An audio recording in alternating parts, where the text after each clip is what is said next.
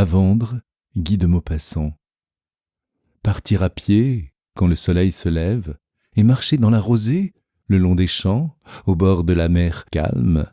Quelle ivresse! Quelle ivresse! Elle entre en vous par les yeux avec la lumière, par la narine avec l'air léger, par la peau avec les souffles du vent. Pourquoi gardons-nous le souvenir si clair, si cher, si aigu de certaines minutes d'amour avec la terre? Le souvenir d'une sensation délicieuse et rapide, comme de la caresse d'un paysage rencontré au détour d'une route, à l'entrée d'un vallon, au bord d'une rivière, ainsi qu'on rencontrerait une belle fille complaisante. Je me souviens d'un jour, entre autres, j'allais le long de l'océan breton, vers la pointe du Finistère. J'allais, sans penser à rien, d'un pas rapide, le long des flots. C'était dans les environs de Quimperlé, dans cette partie la plus douce et la plus belle de la Bretagne. Un matin de printemps, un de ces matins qui vous rajeunissent de 20 ans, vous refont des espérances et vous redonnent des rêves d'adolescent. J'allais, par un chemin à peine marqué, entre les blés et les vagues. Les blés ne remuaient point du tout, et les vagues remuaient à peine. On sentait bien l'odeur douce des champs mûrs et l'odeur marine du varech. J'allais, sans penser à rien, devant moi, continuant mon voyage, commencé depuis 15 jours, un tour de Bretagne par les côtes. Je me sentais fort, agile, heureux et gai. J'allais. Je ne pensais à rien. Pourquoi penser, en ces heures de joie inconsciente, profonde, charnelle? Joie de bête qui court dans l'herbe ou qui vole dans l'air bleu sous le soleil. J'entendais chanter au loin des chants pieux. Une procession peut-être, car c'était un dimanche, mais je tournais un petit cap et je demeurais immobile, ravi.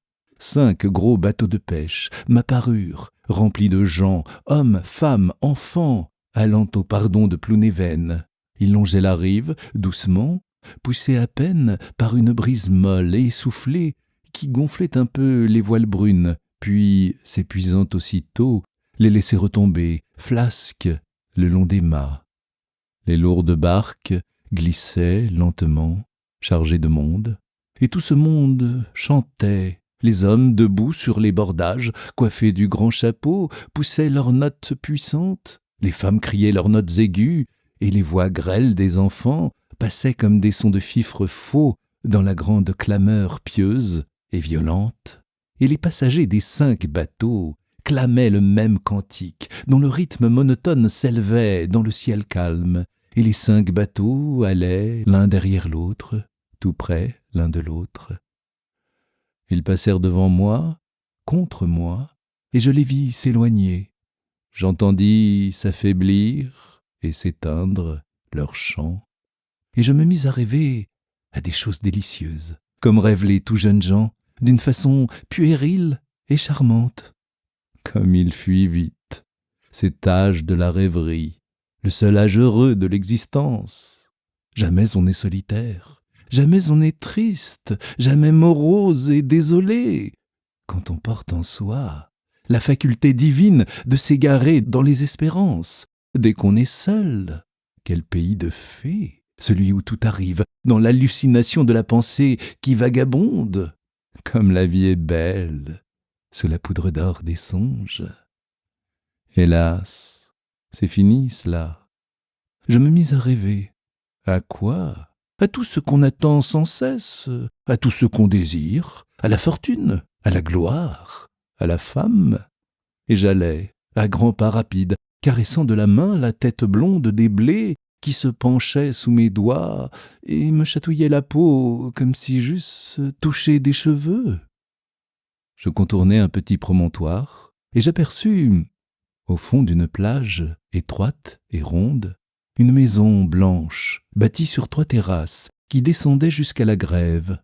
Pourquoi la vue de cette maison me fit-elle tressaillir de joie? Le sais-je? On trouve parfois, en voyageant ainsi, des coins de pays qu'on croit connaître depuis longtemps, tant ils vous sont familiers, tant ils plaisent à votre cœur. Est-il possible qu'on ne les ait jamais vus, qu'on n'ait point vécu là autrefois? Tout vous séduit, vous enchante, la ligne douce de l'horizon, la disposition des arbres, la couleur du sable. Oh, la jolie maison, debout sur ses hauts gradins. De grands arbres fruitiers avaient poussé le long des terrasses qui descendaient vers l'eau comme des marches géantes, et chacun portait, ainsi qu'une couronne d'or sur son faîte, un long bouquet de genêts d'Espagne en fleurs. Je m'arrêtai, saisi d'amour pour cette demeure.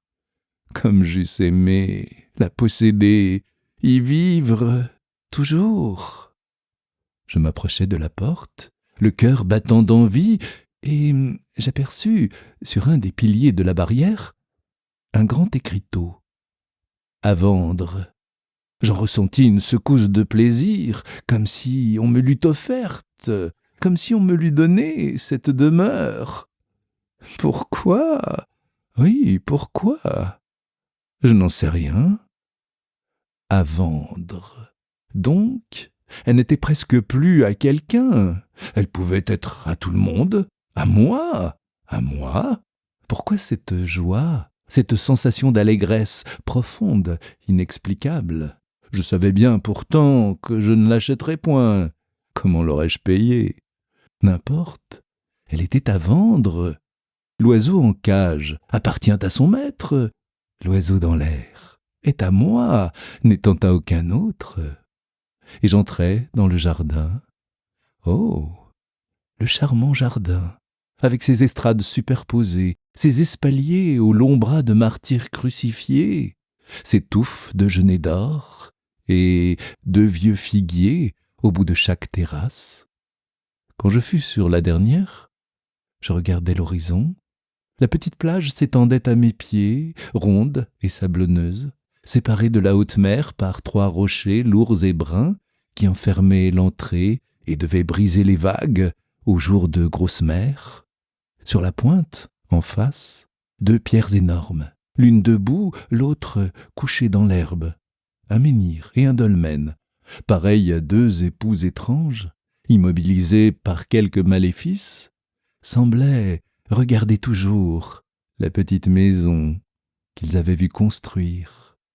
Eux qui connaissaient depuis des siècles cette baie autrefois solitaire, la petite maison qu'ils verraient s'écrouler, s'émietter, s'envoler, disparaître, la petite maison à vendre. Oh, vieux dolmen et vieux menhir, que je vous aime. Et je sonnai à la porte, comme si j'eusse sonné chez moi. Une femme vint ouvrir. Une vieille petite bonne, vêtue de noir, coiffée de blanc, qui ressemblait à une béguine. Il me sembla que je la connaissais aussi, cette femme. Je lui dis « Vous n'êtes pas bretonne, vous ?» Elle répondit « Non, monsieur, je suis de Lorraine. » Elle ajouta « Vous venez pour visiter la maison ?»« Mais oui, parbleu !» Et j'entrai. Je reconnaissais tout, me semblait-il. Les murs, les meubles. Je m'étonnais presque de ne pas trouver mes cannes dans le vestibule. Je pénétrai dans le salon, un joli salon tapissé de nattes et qui regardait la mer par 3 larges fenêtres. Sur la cheminée, des potiches de Chine et une grande photographie de femme. J'allai vers elle aussitôt, persuadé que je la reconnaîtrais aussi. Et je la reconnus, bien que je fusse certain de ne l'avoir jamais rencontrée. C'était elle, elle-même, celle que j'attendais, que je désirais, que j'appelais, dont le visage hantait mes rêves. Elle, celle qu'on cherche toujours, partout, celle qu'on va voir dans la rue tout à l'heure, qu'on va trouver sur la route dans la campagne dès qu'on aperçoit une ombrelle rouge sur les blés, celle qui doit être déjà arrivée dans l'hôtel où j'entre en voyage, dans le wagon où je vais monter, dans le salon dont la porte s'ouvre devant moi. C'était elle, assurément, indubitablement elle. Je la reconnus, à ses yeux qui me regardaient, à ses cheveux roulés à l'anglaise, à sa bouche surtout, à ce sourire que j'avais deviné depuis longtemps. Je demandai aussitôt « Quelle est cette femme ?» La bonne, à tête de béguine, répondit sèchement « C'est madame. » Je repris « C'est votre maîtresse ?» Elle répliqua avec son air dévot et dur « Oh non, monsieur. » Je m'assis et je prononçai « Contez-moi ça. » Elle demeurait stupéfaite, immobile, silencieuse. J'insistais. « C'est la propriétaire de cette maison, alors. »« Oh non, monsieur. »« À qui appartient donc cette maison ?»« À mon maître, monsieur Tournelle. » J'étendis le doigt vers la photographie. « Et cette femme, qu'est-ce que c'est ?»« C'est madame. »« La femme de votre maître ?»« Oh non, monsieur. »« Sa maîtresse, alors. » La béguine ne répondit pas. Je repris, mordu par une vague jalousie, par une colère confuse contre cet homme qui avait trouvé cette femme. « Où sont-ils maintenant ?» La bonne murmura « Monsieur est à Paris, mais pour madame, je ne sais pas. » Je tressaillis. « Ah, ils ne sont plus ensemble ?»« Non, monsieur. » Je fus rusé, et d'une voix grave, « Dites-moi ce qui est arrivé. Je pourrais peut-être rendre service à votre maître. Je connais cette femme. C'est une méchante. » La vieille servante me regarda, et devant mon air ouvert et franc, elle eut confiance. « Ah, monsieur, elle a rendu mon maître bien malheureux. Il a fait sa connaissance en Italie, et il l'a ramenée avec lui comme s'il l'avait épousée. Elle chantait très bien. Il l'aimait, monsieur, que ça faisait pitié de le voir. Et ils ont été en voyage dans ce pays-ci l'an dernier, et ils ont trouvé cette maison qui avait été bâtie par un fou, un vrai fou, pour s'installer à 2 lieues du village. Madame a voulu l'acheter tout de suite pour y rester avec mon maître, et il a acheté la maison pour lui faire plaisir. Ils y sont demeurés tout l'été dernier, monsieur, et presque tout l'hiver.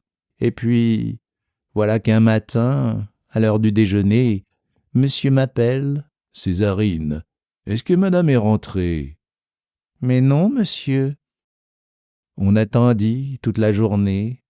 Mon maître était comme un furieux. On chercha partout, on ne la trouva pas. Elle était partie, monsieur. On n'a jamais su où ni comment. Oh, quelle joie m'envahit! J'avais envie d'embrasser la béguine, de la prendre par la taille et de la faire danser dans le salon. Ah, elle était partie.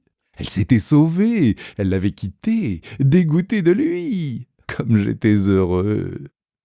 La vieille bonne reprit.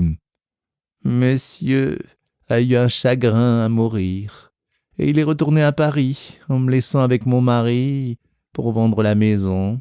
On en demande 20 000 francs. » Mais je n'écoutais plus. Je pensais à elle. Et tout à coup, il me sembla que je n'avais qu'à repartir pour la trouver, qu'elle avait dû revenir dans le pays, ce printemps, pour voir la maison, sa gentille maison, qu'elle aurait tant aimée sans lui.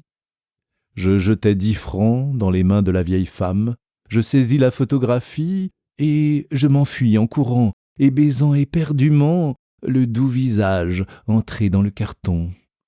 Je regagnai la route et me remis à marcher en la regardant, elle. Quelle joie qu'elle fût libre, qu'elle se fût sauvée! Certes, j'allais la rencontrer aujourd'hui ou demain, cette semaine ou la suivante, puisqu'elle l'avait quittée. Elle l'avait quittée parce que mon heure était venue. Elle était libre quelque part dans le monde. Je n'avais plus qu'à la trouver, puisque je la connaissais. Et je caressais toujours les têtes ployantes des blés mûrs. Je buvais l'air marin qui me gonflait la poitrine. Je sentais le soleil me baiser le visage. J'allais, éperdu de bonheur, enivré d'espoir. J'allais, sûr de la rencontrer bientôt et de la ramener pour habiter, à notre tour, dans la jolie maison à vendre, comme elle s'y plairait cette fois. 5 janvier 1885